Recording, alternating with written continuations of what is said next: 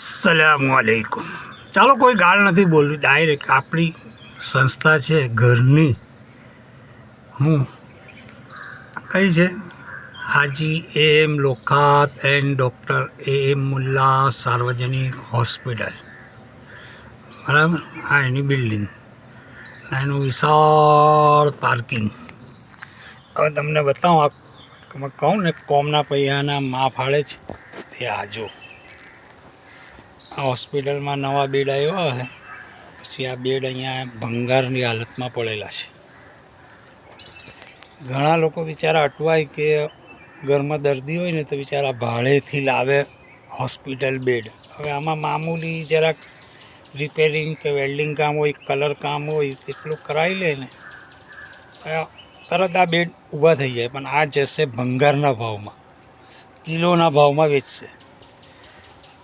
હમણાં કોઈને લાગવગ વગરવાળું કોઈ બિચારું ગરીબ આવે ને, આ પેલા ગાદલા હળે છે જો પાર્કિંગમાં, પેલી ડૉક્ટરની ચેર સળે છે, પેલા સ્ટેન્ડ ભંગારમાં, પેલા ગાદલાનો આખો થપ્પો તમને દેખાતો હોય તો દૂરથી ઝૂમ કરીને બતાવું.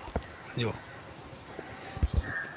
આ સાજા હોય, થોડાક રિપેરિંગ માંગતું હોય તો રિસેલ વેલ્યુમાં, ચાલો આપણા ઘરની કોઈ વસ્તુ હોય તો આવી રીતે આપણે ભંગારમાં ફેંકી દઈએ.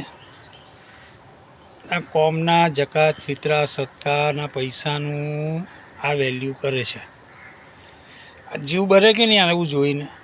ને આવા તો અસંખ્ય પલંગ, એકની કેટલી તાદાદમાં ભંગારમાં આ લોકોએ કાઢી નાખ્યા, ભંગારમાં કિલોના ભાવે. તો તમે જાહેરાત આપો કે અમારામાં વેચવાના છે હોસ્પિટલ બેડ, તો લોકો નંગ પ્રમાણે લઈ જશે. હોસ્પિટલમાં કેટલી વ્હીલચેર ભંગારમાં આપી, લોકો અહીંયા આપી જાય કે કામમાં આવે કોઈને, તો વ્હીલચેરો ભંગારમાં. આ હોસ્પિટલના બેડ, આની કિંમત કાઢો તમે, એકદમ હેવીમાંના છે. લગભગ મારા હિસાબથી 20-30 હજારથી ઓછાની કિંમતના પલંગ નથી, પણ આ ભંગારના ભાવમાં વેચશે. અને થોડું રિપેરિંગ કરે ને આ કરે તો ને આવો તો જો હોસ્પિટલમાં આપણે અંદર ફરો ને તમે ધાબા પર ને એ બાજુ, કોઈ દાતાશ્રી કે કોઈ મોટો માણસ હોય ને આવીને ફરો કે કેટલી ભંગારની આઈટમ પડેલી છે. તો આનો જવાબ કોણ આપશે? ચાલો, આ